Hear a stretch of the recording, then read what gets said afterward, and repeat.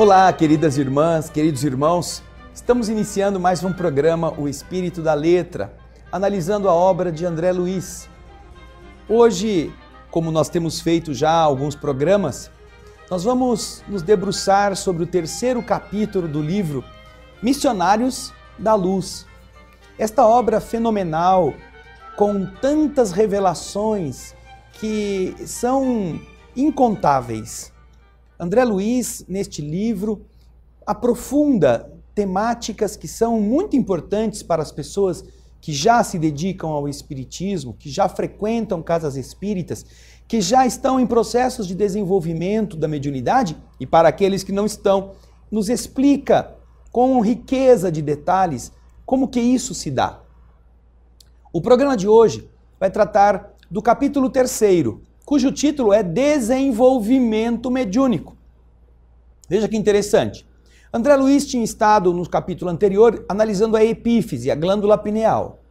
Mas depois, André Luiz procurava seguir o instrutor Alexandre por toda parte, porque ele sabia que Alexandre teria muitas informações para lhe passar.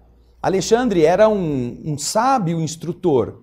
Ele não perdia, então, nenhum momento de folga nos trabalhos comuns para ir atrás do Alexandre. Havia sempre alguma coisa que aprender, diz André Luiz. E então, já no começo do capítulo 3, o Alexandre, vendo o interesse dele, disse assim para ele: olha, André, hoje à noite você vai observar algumas demonstrações de desenvolvimento mediúnico. Desenvolvimento mediúnico.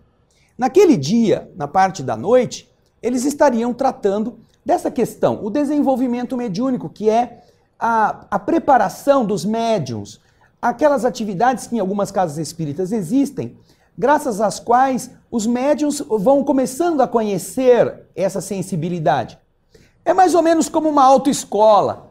Você não sabe guiar, resolve tirar carta, tem que fazer uma autoescola, tem que saber como funciona o veículo, onde acelera, onde breca, como é o mecanismo do câmbio, como girar, como dar marcha ré. Você precisa treinar. E ali, naquele Instituto Espírita, eles tinham essa tarefa. Então, no instante indicado, diz o texto que você vai acompanhar com a gente, comparecia ao grupo. Antes do ingresso dos companheiros encarnados, já era muito grande a movimentação. Um número considerável de trabalhadores. Muito serviço de natureza espiritual. Admirava as características dos socorros magnéticos dispensados às entidades sofredoras. Vejam só, hein? Não começou o negócio ainda. André Luiz chegou um pouco antes, já viu no ambiente da casa espírita o mundo espiritual trabalhando ativamente sobre as entidades necessitadas que estavam ali. Ainda não tinha chegado nenhum encarnado para a reunião. E então, vendo que André Luiz estava ali, observando todos estes movimentos, o instrutor Alexandre diz para ele: por enquanto, nossos esforços são mais frutíferos no círculo dos desencarnados infelizes. As atividades beneficentes da casa concentram-se neles em maior porção, porque os encarnados, mesmo aqueles que já se interessam pela prática espiritista, muito raramente se dispõem com sinceridade ao aproveitamento real dos valores legítimos da nossa cooperação. E depois de longa pausa prosseguiu. Veja só o que ele vai dizer agora. É muito lenta e difícil a transição entre a animalidade grosseira e a espiritualidade superior. Nesse sentido, existe sempre, entre os homens, um oceano de palavras e algumas gotas de ação. Já começa Alexandre, logo no comecinho do capítulo, a falar como são os encarnados, em relação ao desenvolvimento da mediunidade, ao trabalho consciente de estar ali num grupo, aproveitando a ação dos espíritos. Por isso ele diz, nossa ação ainda é mais frutífera com os desencarnados aqui neste centro, do que com os próprios encarnados, porque os encarnados não estão dando o real valor, a real importância ao esforço necessário da nossa ajuda, aquilo que nós podemos fazer por eles. Os encarnados gostam de falar, mas não gostam de agir. Então, já observamos isso. chegar no horário, chegar em cima da hora, chegar esbaforido, sem qualquer preparo, para depois desenvolver a mediunidade. Como? Na correria? Você pula de avião sem paraquedas e quer desenvolver a mediunidade enquanto está caindo, antes de se espatifar. Não dá tempo. Vejam o que os espíritos dizem. Alexandre volta a nos explicar. Nesse instante, entram os primeiros amigos do plano carnal. E aí, um senhor de espessos bigodes diz: vamos ver hoje. Vamos ver se nós temos boa sorte hoje. Vamos ver hoje. Um senhor de bigodes, vamos ver se temos boa sorte. Não tenho vindo com assiduidade as experiências, comentou o rapaz que estava ao lado dele, porque vivo desanimado. Há quanto tempo eu mantenho o lápis na mão e não tem ninguém que escreve por mim? E o outro senhor respondia: é uma pena. A dificuldade desencoraja qualquer um, realmente. Parece-me que nada merecemos no setor do estímulo, por parte dos benfeitores invisíveis, acrescentava uma senhora de boa idade. Há quantos meses procuro em vão me desenvolver? Em certos momentos sinto vibrações espirituais intensas junto de mim, contudo, não passam de manifestações iniciais. E a palestra, a conversa continua interessante e pitoresca, e eles metendo o pau nos espíritos que não faziam nada para que as coisas funcionassem como eles queriam, os encarnados. Mas será que eles se prepararam? Será que eles estavam dispostos a fazer o que era o dever de casa de cada candidato a ser médium? Vamos continuar aqui. Decorridos alguns minutos, com a presença de outros pequenos grupos de experimentadores que chegavam solícitos, foi iniciada a sessão de desenvolvimento. O diretor proferiu tocante prece, o encarnado, naquilo que foi acompanhado por todos os presentes. 18 pessoas mantinham-se em expectativa. E o instrutor Alexandre começou a explicar. Alguns deles pretendem a psicografia, aquela mediunidade da fala. Outros tentam a mediunidade da incorporação. Infelizmente, quase todos, porém, confundem poderes psíquicos com funções fisiológicas. Vejam só. Os encarnados estavam querendo desenvolver poderes psíquicos, como se fossem médiums, desenvolvendo as suas faculdades. Mas eles acham que basta adestrar a fisiologia do corpo, que isso é suficiente. Estão enganados. Querem, sem esforço interior, conseguir os benefícios de fora. Acreditam no mecanismo absoluto da realização e esperam o progresso eventual e problemático, esquecidos de que toda edificação da alma requer disciplina, educação, esforço e perseverança. Mediunidade construtiva é a língua de fogo do Espírito Santo, luz divina para a qual é preciso conservar o pavio do amor cristão, o azeite da boa vontade pura. Sem a preparação necessária, a excursão daqueles que provocam o ingresso no reino invisível é quase sempre uma viagem nos círculos da sombra. Alcançam grandes sensações e esbarram nas perplexidades dolorosas. Fazem descobertas surpreendentes e acabam nas ansiedades e dúvidas sem fim. Ninguém pode trair a lei impunemente. E para subir, espírito algum dispensará o esforço de si mesmo no aprimoramento íntimo. Tá vendo? Como são importantes as noções que o Espírito Alexandre nos apresenta? Vejam só. Primeiro, fala-nos que é preciso observar que os homens gostam muito de falar, mas gostam pouquíssimo de agir. Lenta e difícil é a transição entre a animalidade grosseira e a espiritualidade superior. Nesse sentido, existe sempre, entre os homens, um oceano de palavras e algumas gotas de ação. E aí nós temos os que foram candidatos ao desenvolvimento mediúnico reclamando que não conseguem nada. Reclamando que os espíritos não os ajudam. Reclamando que, nós estamos aqui, eu ponho a caneta e nada escreve, eu sinto um pouquinho e não consigo aprofundar essas sensações. Alguns pretendem a psicografia, aquela mediunidade da escrita. Eu falei da fala, mas é da escrita. Outros querem a incorporação, que seria a mediunidade da psicofonia, falar. Mas como? Todos confundem poderes psíquicos com funções fisiológicas. Eles acham que o espírito agarra a mão da pessoa, escreve.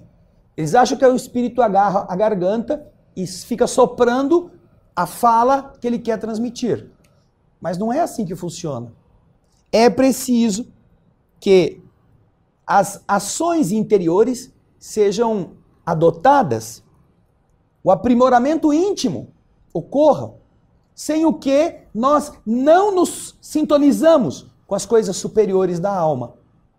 Os espíritos estão numa outra dimensão, os médiuns estão numa dimensão física, numa dimensão do mundo material. Como entrar em contato? É preciso vencer essa diferença. Os espíritos se tornam mais próximos de nós, mas nós temos que nos elevar para chegarmos no mesmo padrão em que eles consigam transmitir suas mensagens usando um aparelho denso, como é o corpo físico.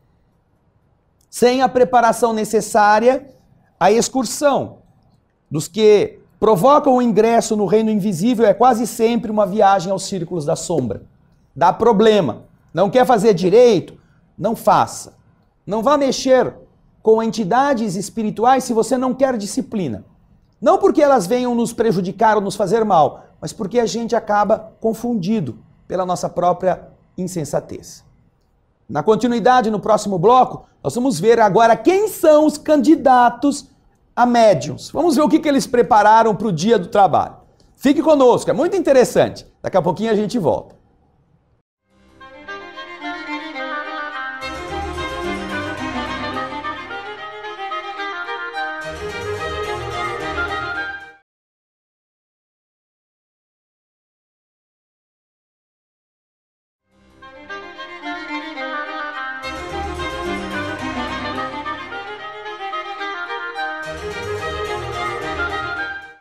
Olá, estamos de volta com o programa O Espírito da Letra, estudando hoje o livro Missionários da Luz, o capítulo que fala do desenvolvimento mediúnico, é o capítulo 3º. Nós vimos que André Luiz estava ouvindo o que acontecia, quais eram as opiniões dos que chegavam para a reunião de desenvolvimento mediúnico naquela instituição espírita. E depois de observar que todos estavam querendo certas conquistas sem esforço, o instrutor Alexandre explica que é preciso devotamento, é preciso disciplina, é preciso doação, renúncia, para que possa acontecer o intercâmbio desejado. Agora, Alexandre, dirigindo-se aos que estão sentados na reunião, recomenda a André Luiz: vamos observar como está cada um dos candidatos a médiuns. O texto vai dizer isto. Vamos lá. Postara-se ao lado de um rapaz que esperava, de lápis em punho, mergulhado em fundo silêncio. Aí Alexandre dá a André Luiz o seu apoio magnético para que ele pudesse contemplar com atenção e mais profundidade o que acontecia com o moço. Os núcleos glandulares emitiam pálidas irradiações. A epífise, aquela glândula pineal que nós já vimos no capítulo anterior, principalmente ela, semelhava-se a uma reduzida semente, um pouquinho luminosa. E então o instrutor, com bastante acento nas palavras, pediu que o André observasse o aparelho genital do candidato a médium. Fiquei estupefato, fiquei surpreso, fiquei abobado. As glândulas geradoras emitiam fraquíssima luminosidade, que parecia abafada por aluviões de corpúsculos negros, por uma chuva, por uma enxurrada de corpúsculos negros a se caracterizarem por espantosa mobilidade. Eles se moviam. Começavam as movimentações debaixo da bexiga urinária e vibravam ao longo de todo o cordão espermático, formando colônias compactas nas vesículas seminais, na próstata, nas massas mucosas uretrais. Invadiam os canais seminíferos e lutavam com as células sexuais, aniquilando-as. Corpúsculos escuros, atuando em toda a região do baixo ventre do rapaz, particularmente nas glândulas sexuais. O que seria aquilo? Que coisa estranha! Uma nuvem, uma enxurrada destes corpúsculos? Vamos ver. As mais vigorosas daquelas feras microscópicas situavam-se no epidídimo, onde absorviam famintas os embriões delicados da vida orgânica. Estava assombrado. O que significava aquele acervo de pequeninos seres escuros? Pareciam imantados uns aos outros, na mesma faina, no mesmo trabalho de destruição. Seriam expressões mal conhecidas da sífilis, de uma doença sexualmente transmissível? Então, enunciando semelhante pergunta íntima, Alexandre me explicou sem que eu precisasse lhe dirigir a palavra falada. Não, André. Não temos sob os nossos olhos o espiroqueta de Schaudin, o bacilo da sífilis, não é? Nem qualquer nova forma suscetível de análise material pelos bacteriologistas humanos. Estes corpúsculos são bacilos psíquicos das torturas sexuais produzidos pela sede febril de prazeres inferiores. Vejam só. Aquele moço, candidato a médium, vivia em uma situação de desajuste sexual. Carregava consigo uma sede de prazeres. Nós não estamos aqui nos referindo às ações equilibradas da sexualidade. Não. A sexualidade é natural no ser humano. Mas aquele rapaz estava perdido na busca insana, desenfreada por esses prazeres, desequilibrando-se. E veja o que acontecia. Diz Alexandre, o dicionário médico do mundo não conhece esses bacilos psíquicos. E na ausência de uma terminologia adequada aos seus conhecimentos, nós vamos chamá-los de larvas, simplesmente. Têm sido cultivados por este companheiro, não só pela incontinência no domínio das emoções que lhe são próprias, através de experiências sexuais variadas, mas também pelo contato com entidades grosseiras, que se afinam com as predileções dele, entidades que o visitam com frequência, como se fossem imperceptíveis vampiros. O pobrezinho ainda não pôde compreender que o corpo físico é apenas leve sombra do corpo perispiritual. Não se capacitou de que a prudência em matéria de sexo é equilíbrio da vida, e recebendo as nossas advertências sobre a temperança, acredita estar ouvindo remotas lições de aspecto dogmático, exclusivo no exame da fé religiosa. A pretexto de aceitar o império da razão pura, na esfera da lógica, esse rapaz admite que o sexo nada tem que ver com a espiritualidade, como se esta não fosse a existência em si. Esquece-se de que tudo é espírito, manifestação divina e energia eterna. O erro de nosso amigo é o de todos os religiosos que supõem a alma totalmente separada do corpo físico, quando todas as manifestações psicofísicas se derivam da influenciação espiritual. Nossa, André Luiz estava surpreso. Quantas coisas diferentes, quantas coisas novas, quantos conceitos que ele sequer imaginava. E veja o que ele continua dizendo. Novos mundos de pensamentos raiavam-me no ser. Começava a sentir definições mais francas do que havia sido terríveis incógnitas para mim, no capítulo da formação das doenças em geral. Não saíra do meu intraduzível espanto quando o instrutor me chamou a atenção para um outro, um cavalheiro maduro que estava tentando a psicografia. O primeiro estava tentando a psicografia também. Estava lá com a caneta, o lápis. Só que ele queria tentar a psicografia num estado de total comprometimento da sexualidade. Comprometimento negativo.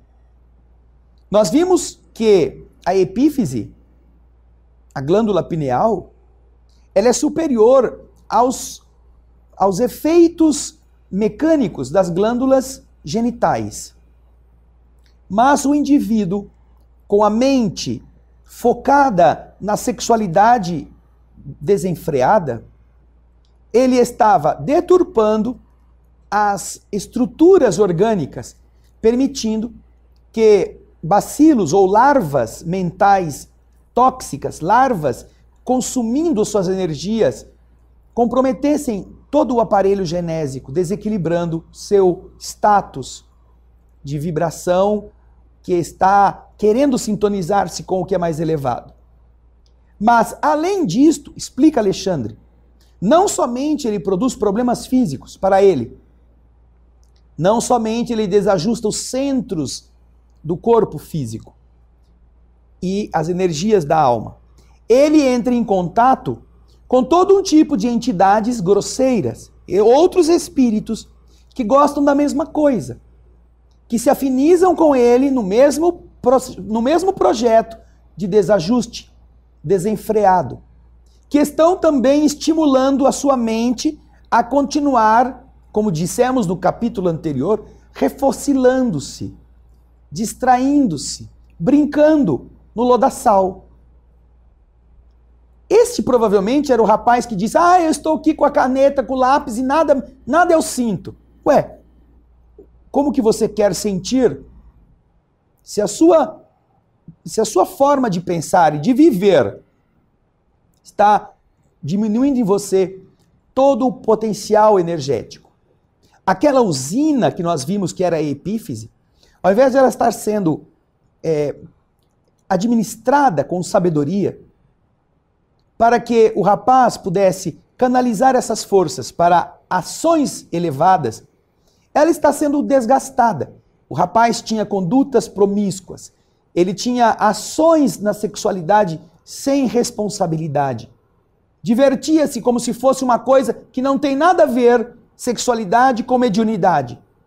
Esquecendo-se que tudo, tanto a sexualidade, quanto a mediunidade, quanto a saúde do organismo, são consequências do espírito sobre a matéria.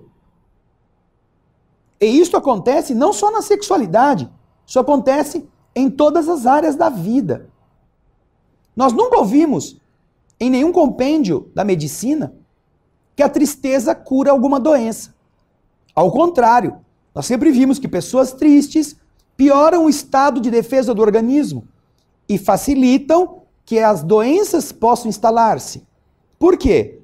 Porque a mente está concentrada em coisas negativas, não absorve a luz que vem do alto, não a processa de maneira adequada. E aquela energia que uma usina produz, quando ela não muda de padrão, ao chegar bruta ao indivíduo que se conecta com ela de forma desavisada, ela estoura todos os aparelhos domésticos.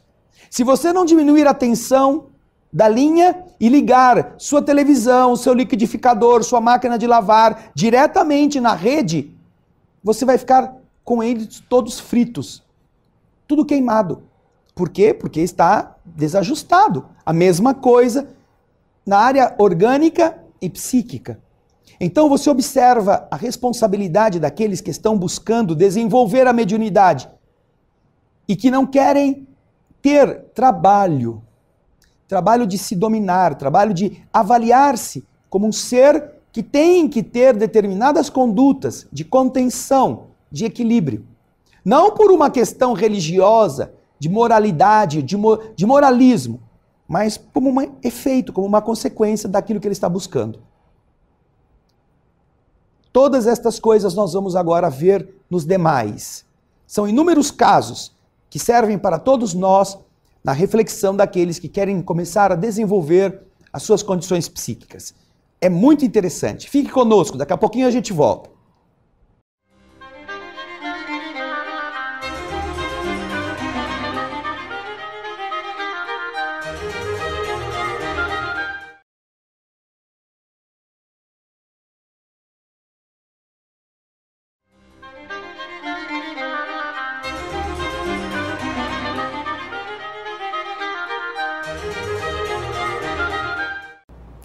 Estamos de volta com o programa O Espírito da Letra. Analisando a obra de André Luiz, hoje o livro Missionários da Luz, do capítulo 3º. Capítulo 3º. Desenvolvimento mediúnico. Mediúnico. A gente pensa que é estalar o dedo, estou desenvolvido. A gente pensa que já tirei o diploma, eu já fiz o curso. Frequentei 70% das aulas, fui aprovado lá no limite, já estou com o diploma, já sou médio. Nós vamos ver o que significa o desenvolvimento mediúnico agora. Porque o primeiro, que era o candidato, tinha um problema gravíssimo na área da sexualidade, de sua conduta pessoal fora do centro espírita. Agora vamos ver o segundo, o senhor lá, candidato a médium também da psicografia. Vamos ver agora. Alexandre se aproximou desse outro que tentava a psicografia, um cavalheiro maduro, e disse para André Luiz: vamos observar este amigo. André, você não sente um odorzinho característico, um cheirinho característico? Efetivamente, ao redor daquele rosto pálido, percebia-se a existência de uma atmosfera menos agradável. Seu corpo era parecido com um tonel de configuração caprichosa, de cujo interior escapavam certos vapores muito leves, mas incessantes. Notava-se a dificuldade dele para sustentar o pensamento com relativa calma. Não tive qualquer dúvida.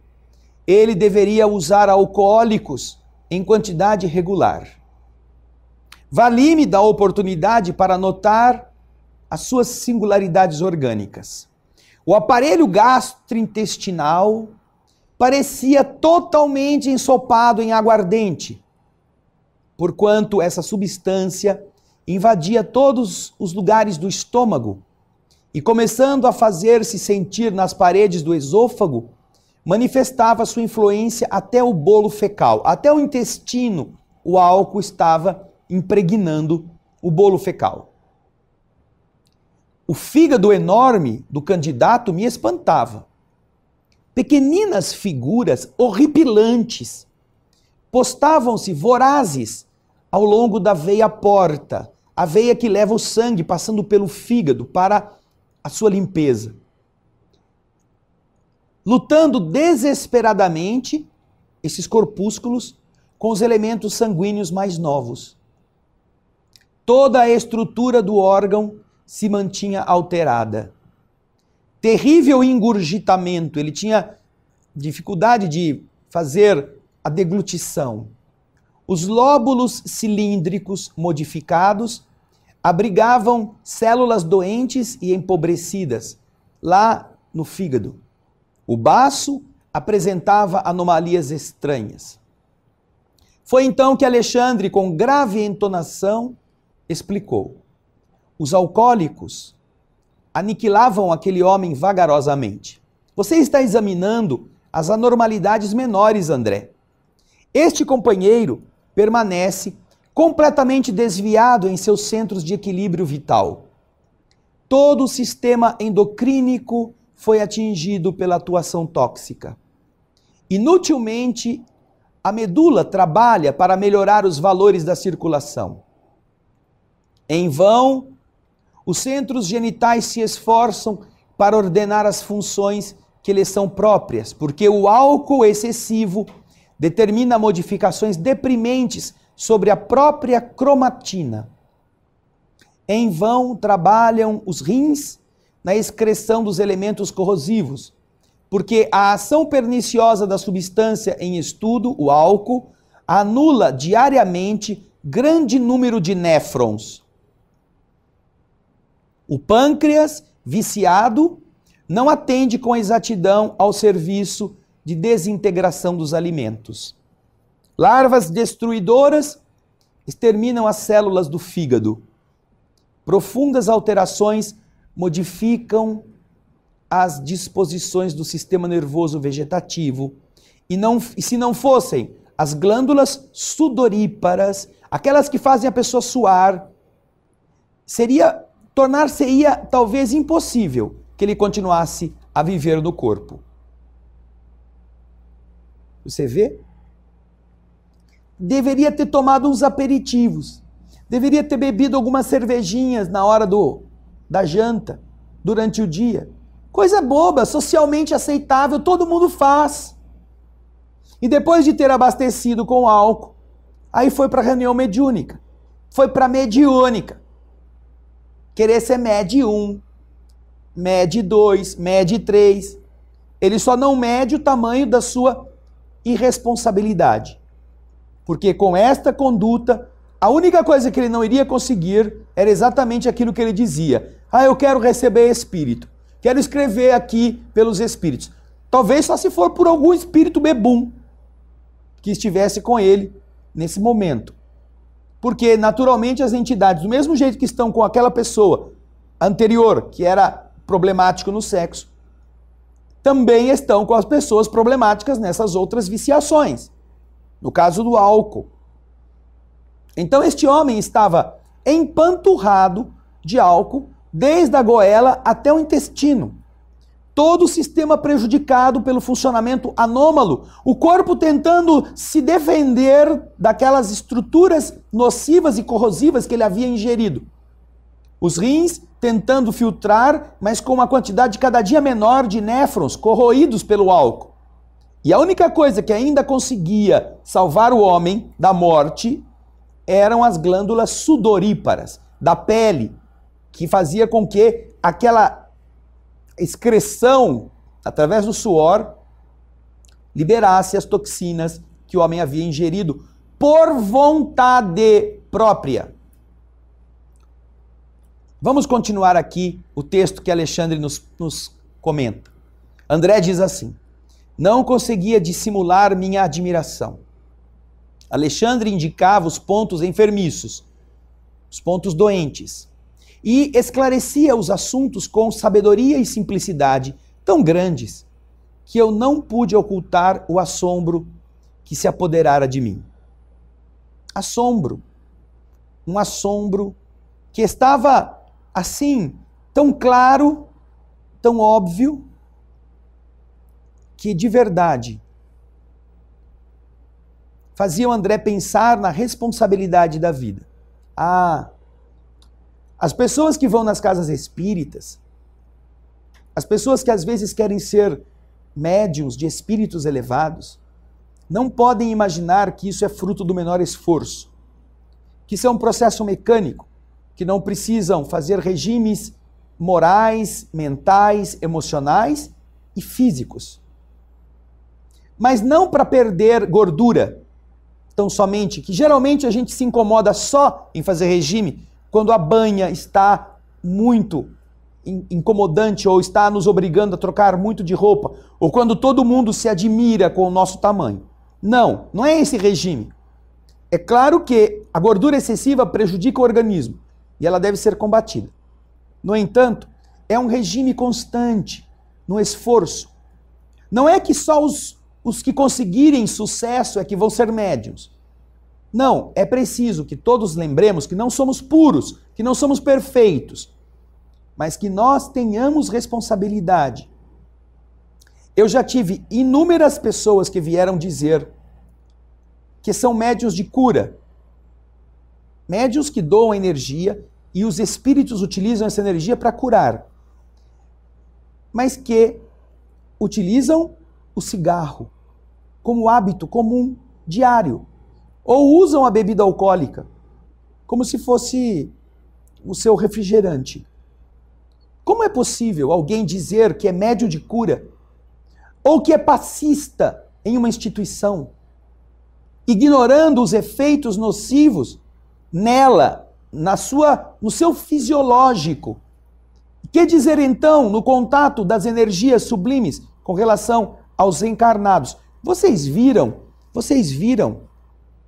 que o instrutor pergunta para o André: você não está sentindo um cheirinho característico? Ninguém ali estava sentindo. Ele deve ter tomado a sua bebida antes, bem antes, deve ter comido alguma coisa para disfarçar o cheiro, deve ter tomado banho, trocado a roupa, passado um perfume. Mas os vapores alcoólicos estavam sendo emanados pela transpiração. O álcool estava saindo do homem, e ainda que as pessoas não sentissem, porque o olfato humano não é tão apurado, esses vapores eram percebidos nitidamente pelos espíritos. Imagine o que significa então o hálito do fumante. Ah, eu vou dar um passe de sopro. Eu sou o médium curador. Nicotina pura. Toxina soprada. Como é que os espíritos conseguem? Como é que a pessoa não se dá conta?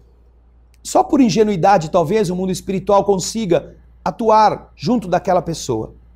É claro que os espíritos não estão esperando os perfeitos para usar esses perfeitos no caminho do trabalho mediúnico. Mas é preciso que as pessoas que se candidatam, como diz o instrutor Alexandre, não fiquem esperando cair do céu. Eles precisam atuar de forma disciplinada, responsável, cuidando do preparo daquilo que é a ferramenta para os espíritos. No caso aqui, para os espíritos escreverem. No caso do outro rapaz também, os espíritos escreverem. Um tinha problemas do sexo desenfreado. Outros estavam, como este senhor, usando bebida alcoólica. Ah, socialmente, eu bebo socialmente. Já viram essa conversa? Ah, eu sou socialmente, eu não uso álcool socialmente. E você acha que você é médium socialmente? Você não é médium todo dia? Você não é médium toda hora? Ah, eu sou só médium naquele dia que eu vou lá na reunião espírita. Irresponsável quem pensa assim. Você é médium 24 horas. Você trabalha durante a noite, enquanto seu corpo descansa. Você trabalha durante o dia, mesmo quando os espíritos precisam de energia. E você não sabe que está sendo doador, mas está sendo. Como você pode agir de forma tão irresponsável como nós podemos agir dessa forma, querendo que Deus venha à Terra para lidar com bebuns, para lidar com depravados, desequilibrados e trazer os 10 mandamentos através deles? Será? Será que é assim que funciona? Alexandre está dizendo que não.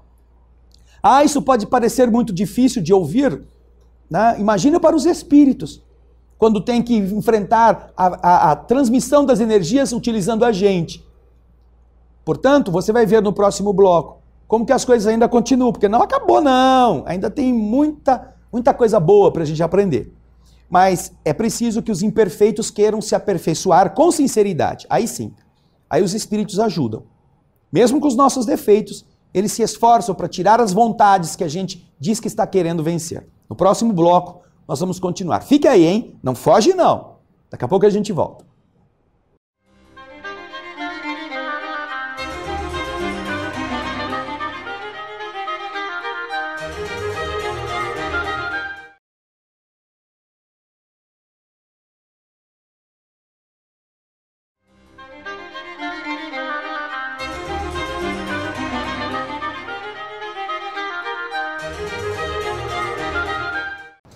Olá, estamos de volta com o livro Missionários da Luz, o capítulo 3º, Desenvolvimento Mediúnico. Será que nas casas espíritas os candidatos a médiuns conhecem esse capítulo? Será que nós que estamos querendo melhorar um pouquinho na mediunidade, estamos atentos para essas realidades? Nós costumamos ler o livro para os outros, já notaram? Aí isso sai, eu tenho um amigo que precisa ler esse livro. Não, vamos ler o livro para nós mesmos. Vamos entender como essas são lições importantíssimas. Agora, nós vamos ver Alexandre analisando uma outra pessoa. Ele se colocou, como diz o texto, ao lado de uma dama simpática e idosa. Após examiná-la atencioso, acrescentou: repare nessa nossa irmã. Ela é candidata ao desenvolvimento da mediunidade de incorporação, aquela que recebe o espírito através da fala. Fraquíssima luz emanava de sua organização mental. E desde o primeiro instante, notava-se as deformações físicas. Deformações físicas. O que acontecia? O estômago estava enorme. O estômago dilatava-se horrivelmente e os intestinos pareciam sofrer estranhas alterações. O fígado, consideravelmente aumentado, demonstrava indefinível agitação. Desde o duodeno até o sigmoide, notavam-se anomalias enormes. Parecia que eu estava presenciando não o trabalho de um aparelho digestivo usual, mas sim de um vasto alambique cheio de pasta de carne e caldos gordurosos cheirando a vinagre de condimentação ativa. Em grande zona do ventre superlotado de alimentação, viam-se muitos parasitos conhecidos. Mas, além deles, observava-se outros corpúsculos semelhantes a lesmas voracíssimas, que se agrupavam em grandes colônias, desde os músculos e as fibras do estômago até a válvula ileucocetal.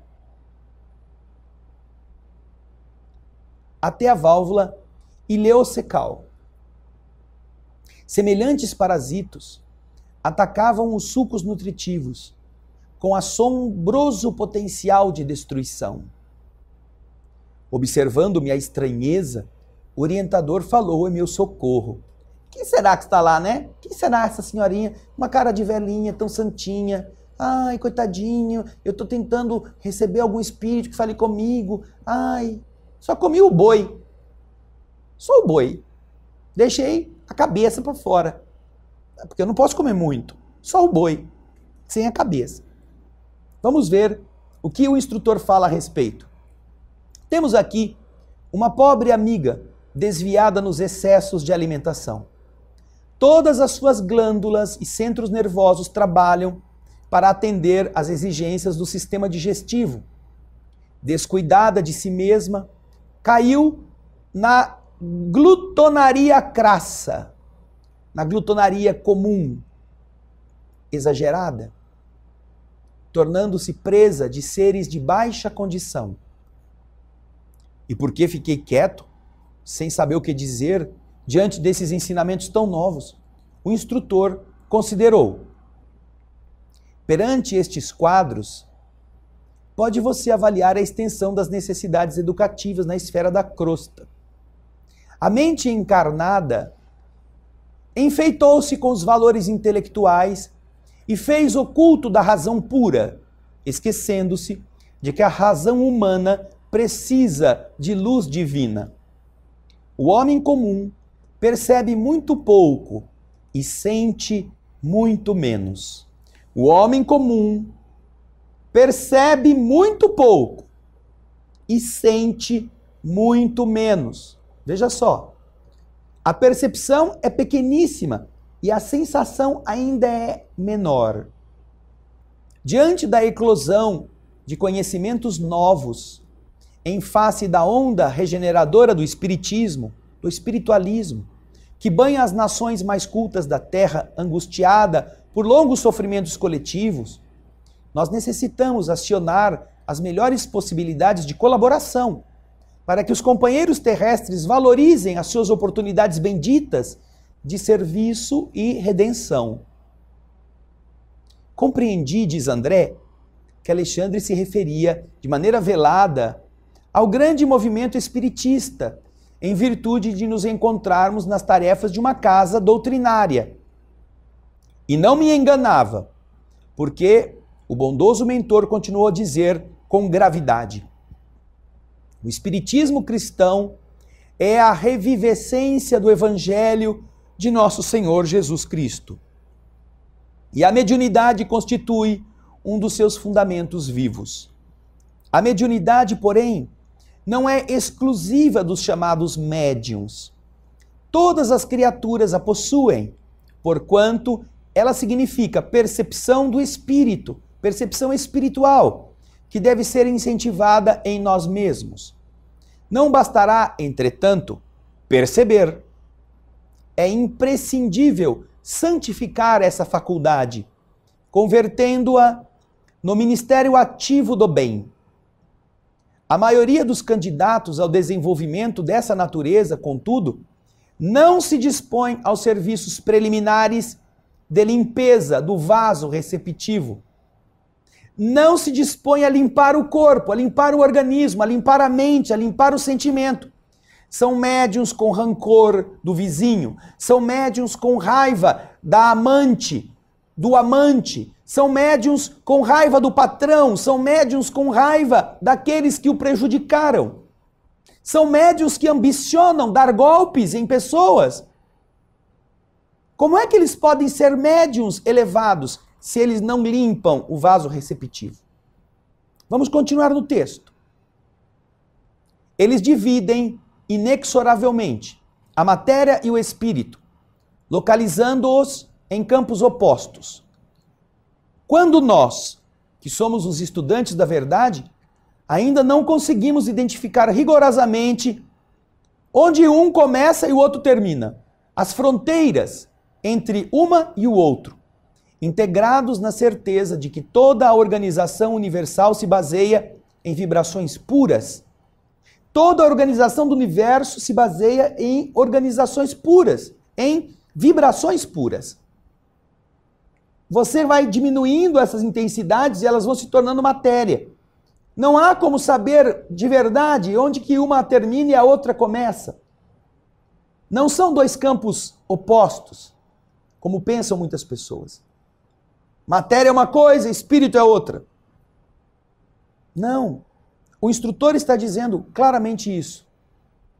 E aí ele continua dizendo: inegavelmente, meu amigo, não desejamos transformar o mundo em cemitério de tristeza e desolação. Atender à santificada missão do sexo no seu plano respeitável. Usar o aperitivo comum, fazer a boa refeição, de modo algum significa desvios espirituais. No entanto, os excessos representam desperdícios lamentáveis de força, os quais prendem a alma nos círculos inferiores. Ora, para aqueles que se trancafiam, que se prendem nos cárceres de sombra, não é fácil desenvolver percepções avançadas. Não se pode cogitar, não se pode pensar de mediunidade construtiva sem o equilíbrio construtivo dos aprendizes na sublime ciência do bem viver. E então eu exclamei: oh, e por que motivo não dizer tudo isso aos nossos irmãos congregados aqui? Por que não adverti-los de maneira austera, de maneira enérgica? Alexandre sorriu benévolo e acentuou: não, André, não. Tenhamos calma. Estamos no serviço de evolução e de adestramento. Nossos amigos não são rebeldes ou maus, em sentido voluntário. Estão espiritualmente desorientados e doentes. Não podem transformar-se de um momento para outro. Compete-nos, portanto, ajudá-los no caminho educativo. O orientador deixou de sorrir e acrescentou: é verdade que eles sonham edificar maravilhosos castelos sem base, alcançar imensas descobertas exteriores sem estudarem a si próprios. Mas gradativamente compreenderão que mediunidade elevada ou percepção edificante não constituem atividades mecânicas da personalidade, e sim conquistas do espírito, para cuja consecução não se pode prescindir das iniciações dolorosas, dos trabalhos necessários com a autoeducação sistemática e perseverante. Excetuando-se, porém, as ilusões infantis, eles são bons companheiros de luta, aos quais estimamos carinhosamente, não só como nossos irmãos mais jovens, mas também por serem credores de reconhecimento pela cooperação que nos prestam muitas vezes sem saberem. Os tenros embriões vegetais de hoje serão as árvores robustas de amanhã. As tribos ignorantes de ontem constituem a humanidade de agora.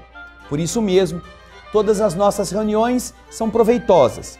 E ainda que seus passos sejam vacilantes no caminho, tudo faremos para defendê-los contra as perigosas malhas do vampirismo. Perigosas malhas do vampirismo. Que capítulo lindo, não? Quantos ensinamentos! Como de maneira generosa os espíritos nos consideram alunos em aprendizado. Com paciência nos educam, querem que a gente melhore e ao invés de nos darem pancadas, vão com amor nos erguendo. Puxa vida, que bom que são eles que cuidam de nós. Porque se fôssemos nós, primeira coisa que diríamos, esse cara não tem jeito, pode mandar ele embora. Eles não fazem assim com a gente. Nosso capítulo termina aqui, mas você ainda pode relê-lo. E tem muita coisa boa que nós não pudemos nem tivemos tempo de comentar. Esperamos que você esteja apreciando e que possa ajudar outras pessoas a encontrarem esta riqueza. Missionários da Luz, um presente de Deus, de André Luiz, de Chico Xavier, para a nossa ignorância, para a nossa imaturidade, para o nosso crescimento. Não se perca na culpa de já termos feito estas coisas ou de ainda estarmos fazendo. Decidamos lutar para ser diferentes e assim os espíritos nos apoiarão sempre. Obrigado pelo seu carinho, pela sua amizade, pela sua audiência, pelas suas mensagens de amor, de estímulo. E até o nosso próximo, o Espírito da Letra. Um grande abraço e muita paz.